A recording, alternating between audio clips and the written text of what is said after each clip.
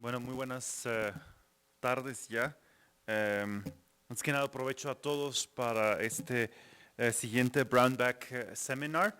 Tenemos el gusto y el honor de presentar al doctor Alfonso Larqué Saavedra. Muchos de ustedes, por supuesto, lo conocen, no es una figura desconocida. El doctor trabaja en el CICI en Yucatán. Tiene un grado de biología de la UNAM, un posgrado de Colpos y un doctorado de la Universidad de Londres. Es autor de más de 130 artículos científicos, 23 capítulos del libro y, importante, tiene 3 patentes a su nombre.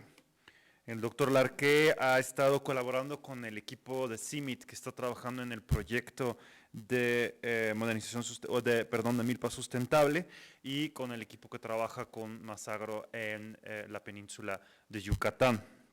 Y debo decir personalmente, siempre me ha encantado poder escuchar sus consejos, sus nuevas ideas, y lo que queremos es también que este Brownback Seminar sería el inicio de poder poner en acción algunas de estas visiones y ideas más de lo que ya hemos hecho, doctor. Como último, por supuesto, es ganador reconocido con el Premio a la Sustentabilidad de Cargill Summit este año 2016. Un aplauso para el doctor, por favor.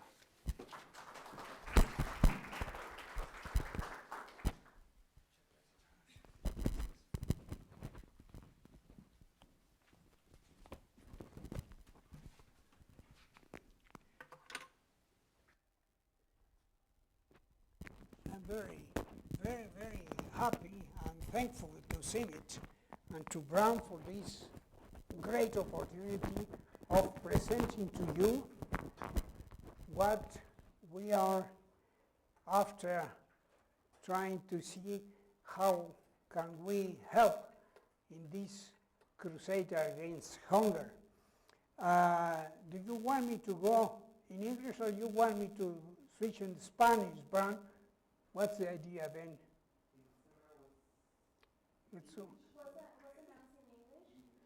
It's all right. Well, anyway. Well, first of all, let me tell you that the central question which I have is precisely why do we include seeds from the trees of the tropical rainforest? And always I keep in mind how to produce food without destruction or destructing the environment. One of the really problems I have in my mind is precisely to know that Mexico is importing daily about 40,000 tons of grains. It's absolutely a dependence of imports from many other countries, though. So we are importing about 90% of the rice, 38% of maize, and about 46% of wheat. So I am embarrassed to mention this truth to you, but that's why I brought for you our proposal. Besides that, we know about these millennium goals that everybody knows, and the idea of keeping in mind the climatic change. Moreover, we have in front this situation in which the population increase is going to be one of the greatest challenges for the food production system. So, but just let me tell you, where do I come from now, where I am located?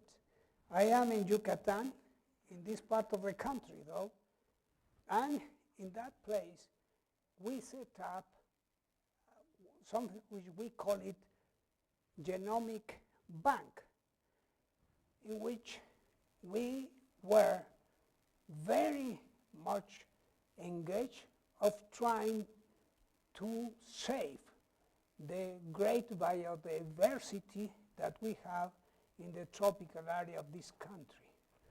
So many scientists are pushing this project, and we have two main collections. We have alive collections, living collections, and we have, as you have here, seed collections. In our living collection of edible species, we have more than 20 different species alive that everybody can see, where we can appreciate that we haven't really worked out the great value of these plants that are consumed by the Maya people. Besides that, we have a special location for the seeds of the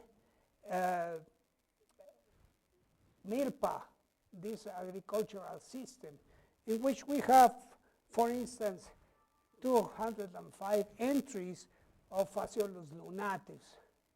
Or we have 313 entries of Siamite, of 3 of the main races of maize we have in the peninsula: Naltel, Sitbakal, Jmehenal. So the entries we have there, which are the collecting work of our colleagues, are somehow very important.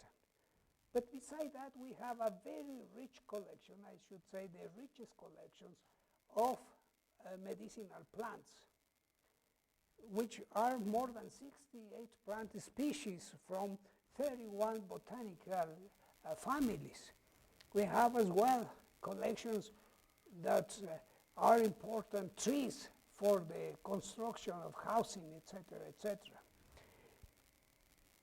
In the seedbag collection, beside the edible species that we mention here, we have these medicinal forage species, construction, and endemic species there.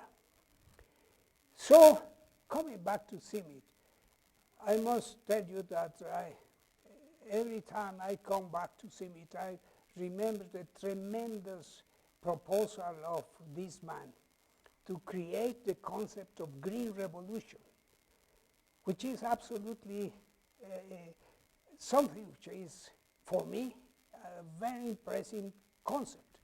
And he really is fight against hunger, and as you know, these points that he used to fight against hunger. First of all, he used, of course, the high-yielding varieties, the fertilizers, the pesticides, and the infrastructure that you know, and that he could increase the yields without increasing or expanding the agricultural land. But in Mexico, our president, for first time in my lifetime, I learned that they accepted that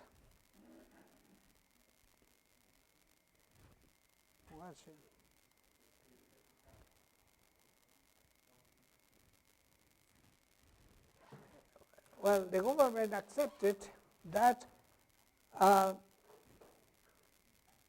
Mexico recognizes that we are really in problem, and he created the crusade against hunger. I mean, to accept that we are in crisis is something which is quite important. And besides that, he said, let's try to fight extreme poverty. So the main question is how and with what we are going to tackle this situation. We can use, of course, seed products. I'm not going to talk about that. But we have as well land products. In land products, what for me, I have a review, there are certain things that we are at the moment having in mind. One of those is precisely the Masagro proposal, which is a very interesting proposal, tremendous challenge, etc., which is everybody's expecting things from Masagro. Besides that, there is the other group, the people that think that transgenic plants are going to sort out the problem. Of course, they have a handicap of the society is going more for organic and not accepting transgenic very easily. The other group is the group that we all work for sometimes, trying to do research in cropping systems and as well genomic selection. But our proposal is to use the biodiversity we have in this country. Mexico has been mentioned several times, many times, that is a rich country that has biodiversity. So the proposal we had is precisely to use what is already mentioned in the sacred books of the Maya people, at least in the tropical rainforest, to see whether they have any new or any proposal or any plant that we haven't taken care of.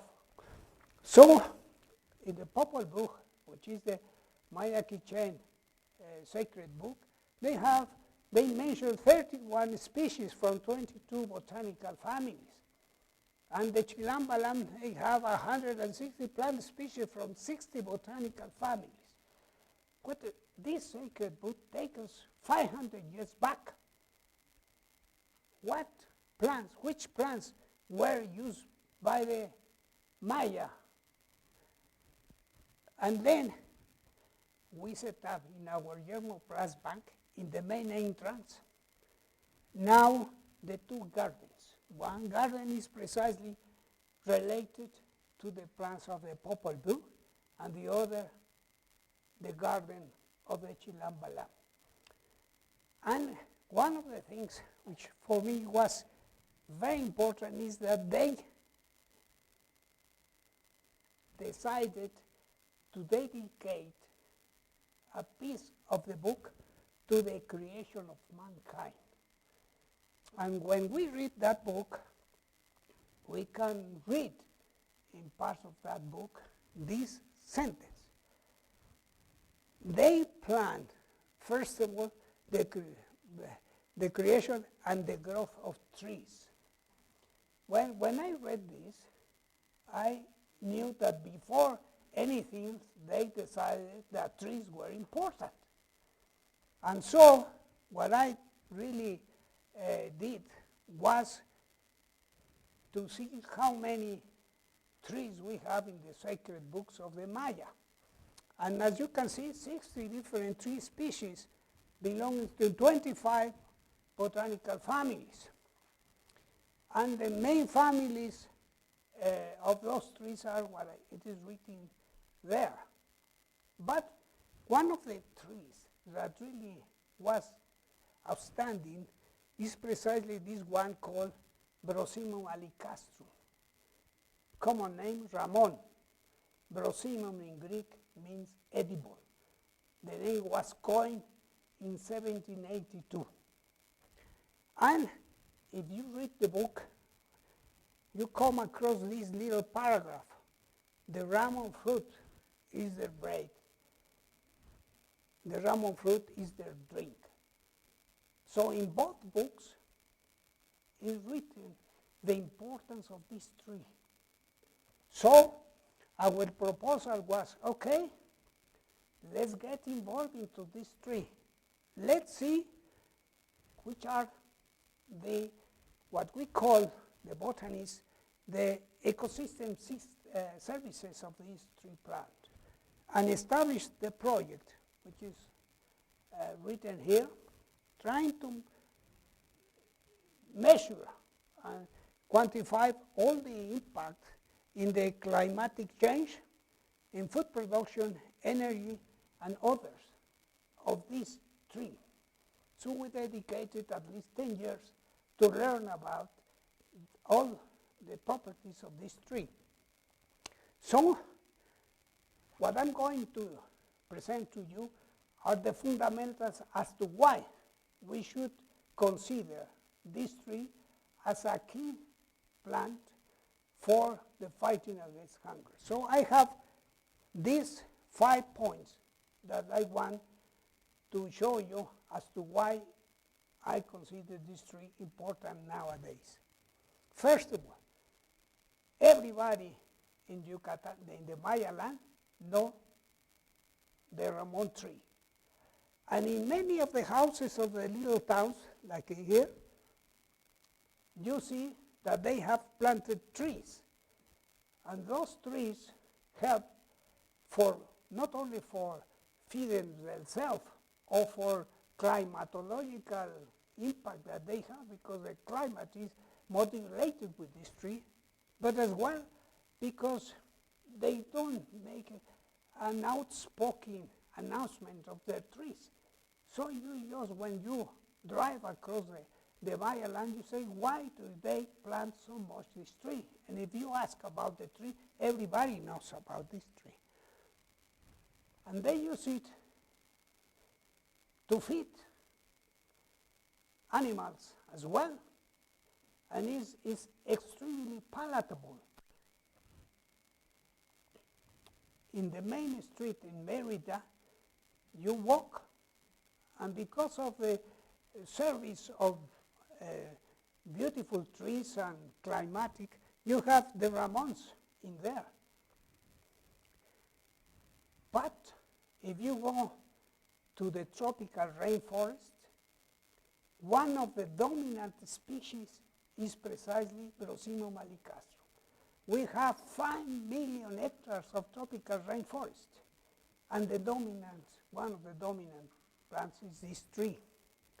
And this tree is actually from Tamaulipas down to Quintana Roo, from Sinaloa down to Chiapas, is present there. And the peasant society, they call it in many different names, and of course it is present as well in the Central America and part of South America. One of the things which took me some time was precisely the productivity of this tree. And using the same system as for olive oils, I collect the seeds and began to measure the productivity of the tree. And one of my students gave me these results, that each tree per year produces about 145 kilograms of seeds per year. Well, let's be conservative and put 100 kilograms of seeds per year, per tree. You see, when I graph this against the typical plant species of trees that we eat, the seeds, I notice that it's a monster. I mean, chestnuts, if you have some others like olive oils or what else, they do not produce that huge amount of seeds. So, if I play around with some figures, you see the mean production of maize in Yucatan is 0.19 tons per hectare per year. In Chiapas, it's about this 1.5 tons per hectare per year. And if I have the average maize production, it's about 3 tons per hectare per year.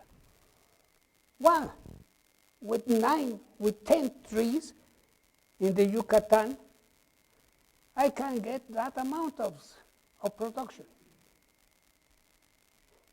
So, if I have a plantation of about 200 trees per hectare, I can easily harvest in a very conservative way 20 tons per hectare.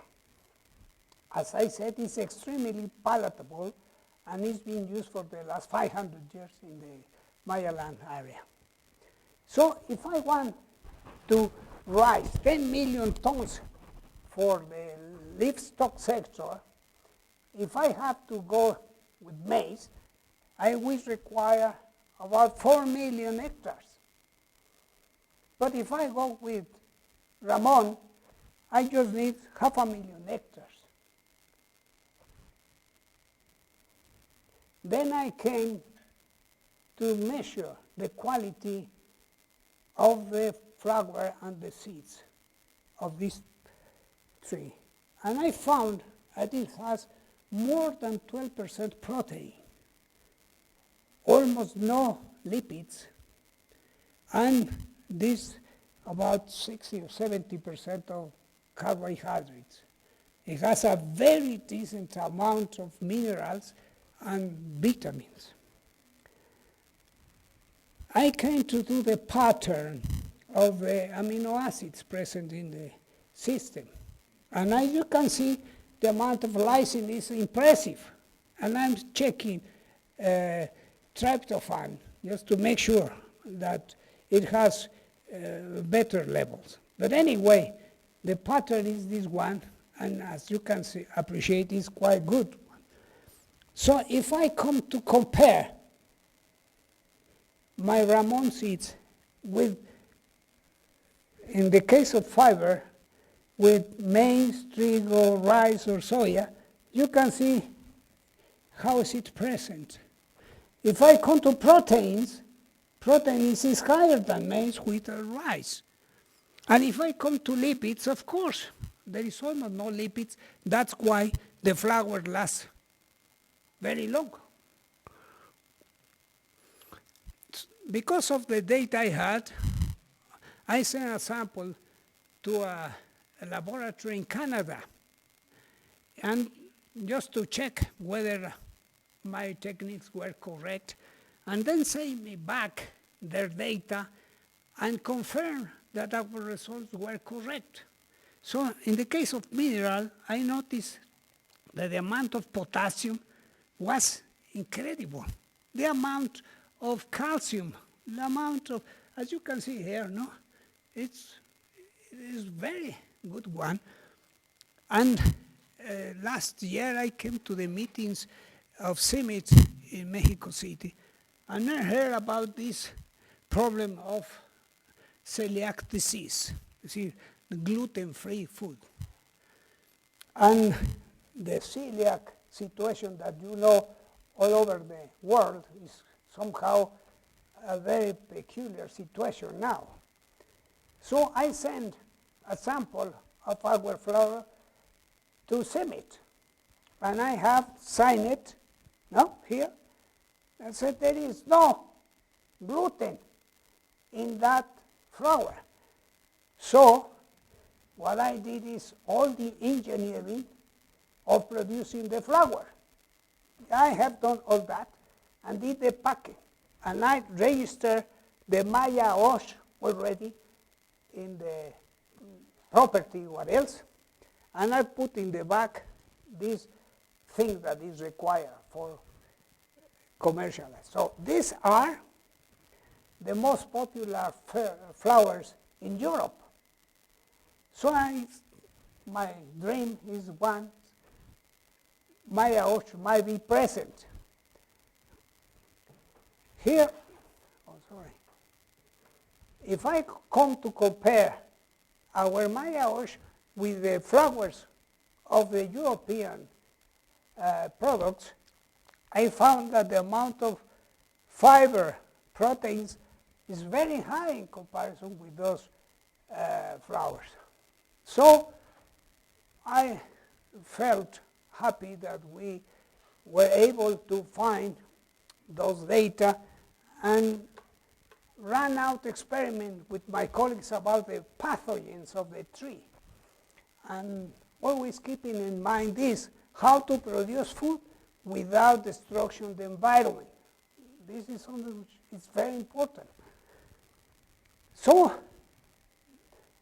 my colleagues did few theses working on the pathogens using electron microscopy, etc. And so now we know that in the tropical rainforest they never have epidemic diseases. And of course the people that like genes, they did this work on markers, no, to see how is the situation with our collections all over the place. And I decided to measure some of the things that people mentioned to me. Is it drought resistant? And we found that this is really a drought resistant plant. And it's resistant to hurricanes. It's resistant to flooding. We measured the leaf area, and it is impressive, the leaf area, and it's a perennial plant. That's why the peasants, during the dry season, they come and collect the leaves to feed in their cattle. There is a fantastic trap for CO2. We have done, of course, Matthew, all the measurements with IRGA. Thank you for coming, by the way. So this is the impressive leaf area you can see in this tree. So I present this data to the Mexican Academy of Science, as well as to the Foro Consultivo Científico de este país, to tell them what we have been doing the last 10 years. Because, as you know, I was the director of Centro de Botánica here at the Colegio de Posgrado Chapingo. And they wonder, well, what are you doing over there in the tropics? So I present all of this data, and they approve that is an interesting line. And I talked to the governor of the state, Brand, and he opened the opportunity to presenting our results, and he established a political decision. He said, let's do plant Ramon to restore many of the areas we have already spoiled. And so, as you can see here in the back, our Maya Ocean, no? And then, there are very kind people that they are already doing planting. And of course, my idea might be to do intercropping rather. Our research center pushed the establishment of a company, which is called Kishu.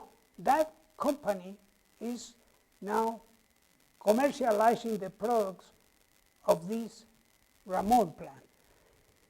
So, one of the nicest things for me is precisely that we are collecting now the seeds directly for people that is in extreme poverty in the tropical rainforest. And we have collect 20 tons of seeds this year. Of course, that's the idea of why I am suggesting you to consider the possibility of incorporating the seeds of this tree to the hunger crusade. Which are the qualities of the seeds? Which are the qualities of the flower? First of all, it's an organic product. I'm going to repeat, it's an organic product. No body fertilizers, no pesticides. Product of biodiversity of this country. Gluten-free. It has a high content of protein, has low fat content, high mineral content, and it is already in our forest. We have 31 million hectares all over the world, all over the Mexican area, in which the thing we have to do is to collect the seeds and collect to create a new industry. So we can at least tackle the idea of importing so much seeds or grains for the animal husbandry. You know? So I think that these results I'm sharing with you, to me, is very new idea of converting biodiversity and welfare of the society. So this is part of the group I've been working with in the last 10 years. You have taxonomists, biochemists, anthropologists, etc. And I want to thank you with this beautiful photograph of one of our anatomists that is looking precisely to the ontogeny of the seeds. Well, I finish in time, Brand. Thank you very much.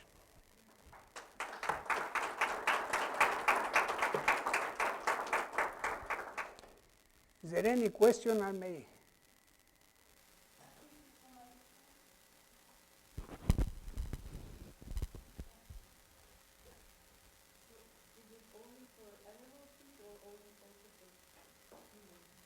No, the humans, they consume it as well, the seeds. In fact, we have a project trying at this moment to feed the people, which is in the Chihuahua area, with the University of Ciudad Juarez. There are certain tribes who consume tortillas. And so we are mixing maize with Ramon, and is very good, the results so far. And the Tarahumaras are testing our approach. We are already into the progress. I'm not trying, I have not much time in life to see the results. So the Tarahumaras are testing now the tortillas of Ramon with maize. Well, I must tell you that the people from Nayarit and Jalisco, many years back, of course, they made coffee after Ramon, and it's a commercial product now. So the taste, we have a project now with the Universidad Anáhuac, and there are two careers. One is gastronomy, and the other one is nutrition. And they are dealing as to produce products to attend desayunos escolares, which means breakfast of the children.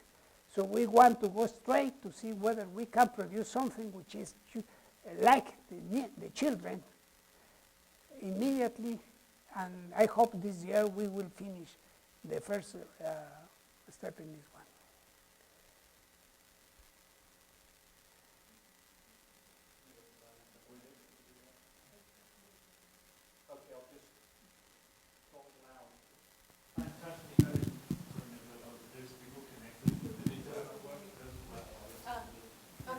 Here I have this one. This one is working. Okay. Fantastic and very interesting presentation. Of course, we talked about this before. Yeah, one thing that you mentioned that you can get 20 tons, which is an excellent yield given 0 inputs, at least from man.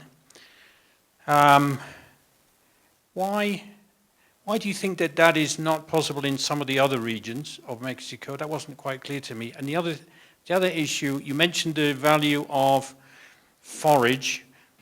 Could you put a number on that? A sort of sustainable forage yield, so routine pruning without detriment. Is that possible without detriment to the seed yield as well?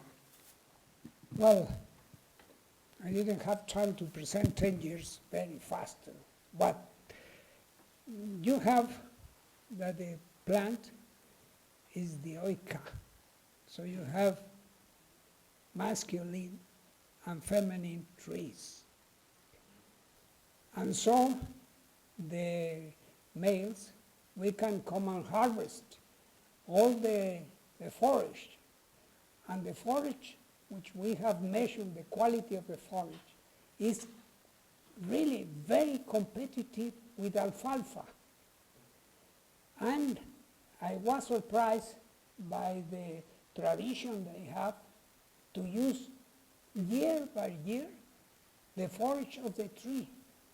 And this is a very impressive tree because they chop off all the leaves, and next year you will come and you see whoosh again plenty of leaves, etc., etc. So to me it was impressive, the productivity of the tree.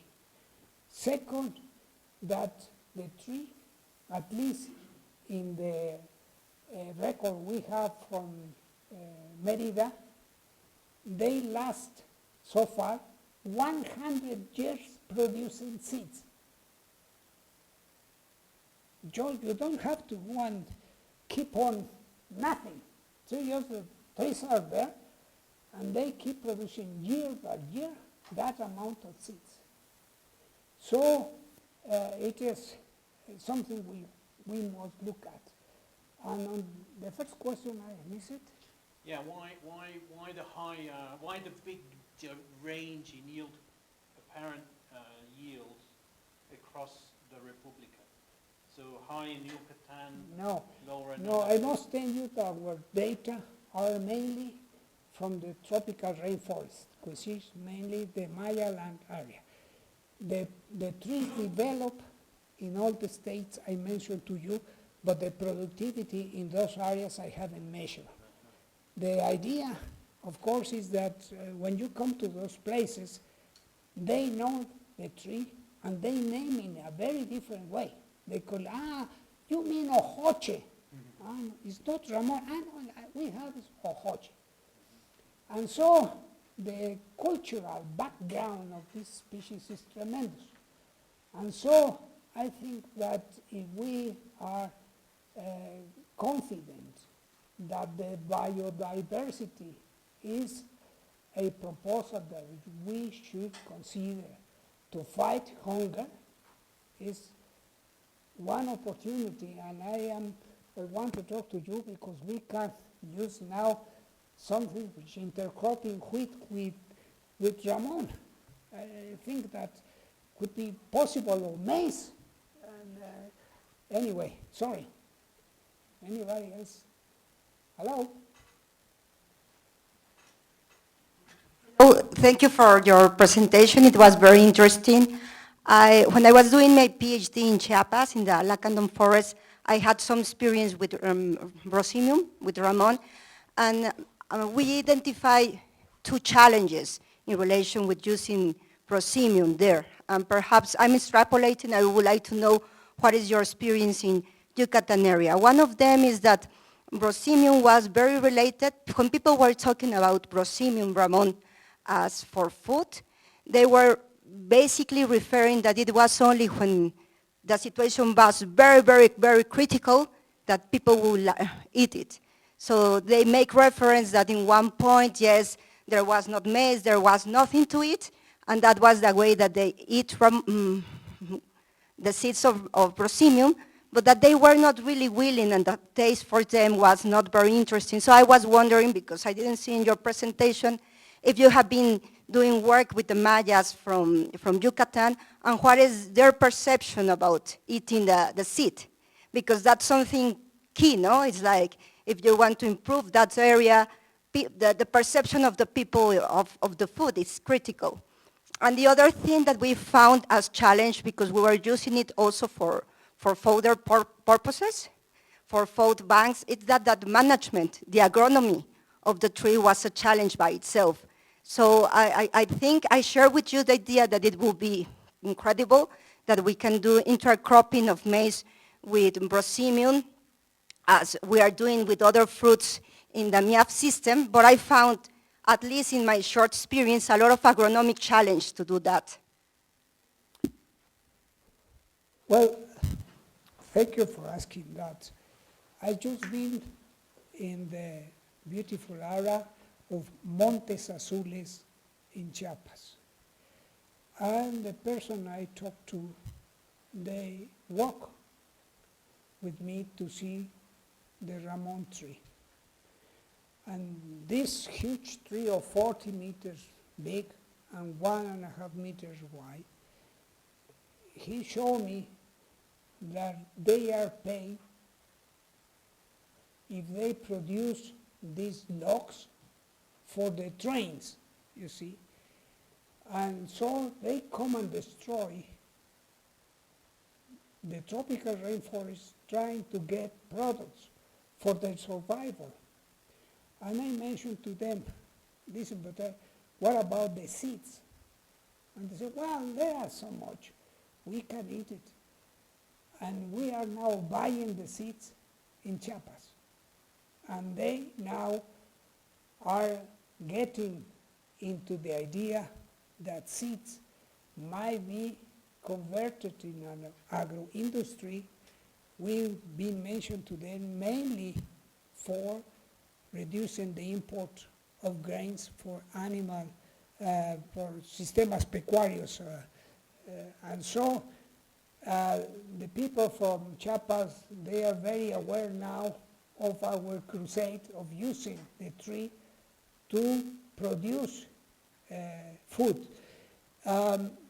Just by the way, we are very close now with chefs of many parts trying to see whether they can prepare dishes with these seeds, because you can produce the flour, but you can as well eat the seeds directly. So you have to remove the taste, and then the people do tortillas or many other things. Of course, our anthropologists, they mentioned to us that there is certain degree of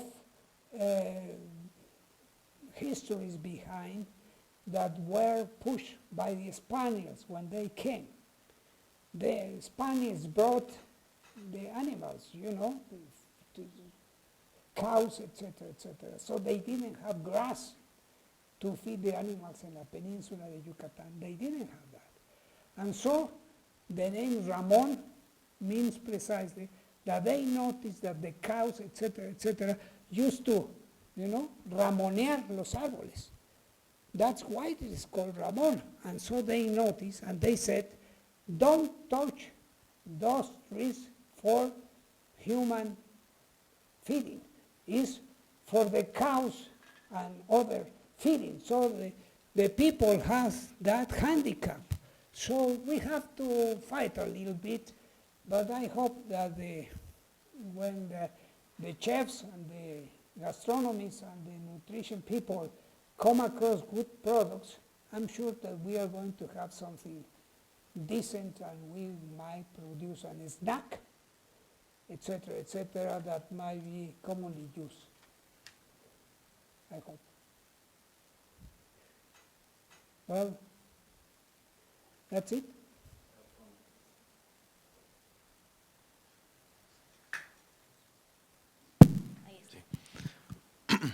La voy a hacer en español. A ver, doctor Alfonso, me gustó mucho la presentación y me llena de inquietudes en el sentido de si han hecho pruebas ya combinando ambas harinas, maíz y de semilla de ramón. Si hay alguna prueba, si hay algún plan que lo quieran hacer. Harina de maíz se puede conservar por 6 meses. No sé si el combinar, si esto tiene más grasa y pueda afectar un poco, ¿no?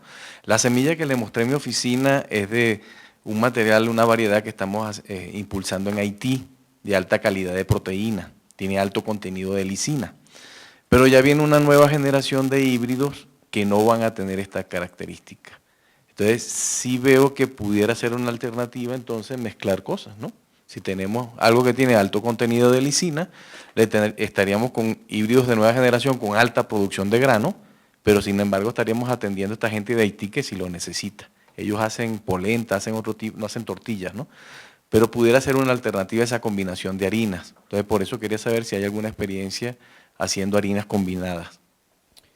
La respuesta es sí. Mis estudiantes han hecho todo tipo de platillos y hacen degustaciones.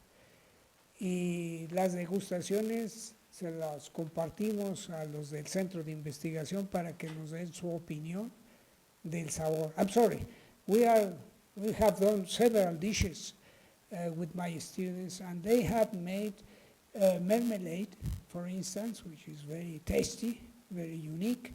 We have made cakes, and it's very acceptable. The only thing is that we've been highly criticized because They said, well, okay, where can I buy the flour? There is not as yet in the shelves in the market. So we are working now with this company to do as much, to work as quick as possible to share the flour with everyone.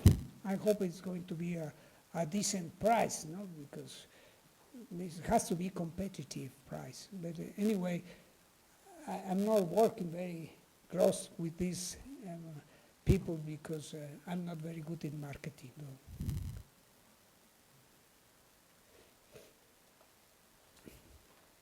Well, thank you so much, Brian. Thank you very much to you, and I hope next time I can offer you something made of Ramon. And I'm sure to keep an eye on it. And I'm sure that you will, at least we are going to reduce the import, the imports of grain for the animals. At least. Thank you.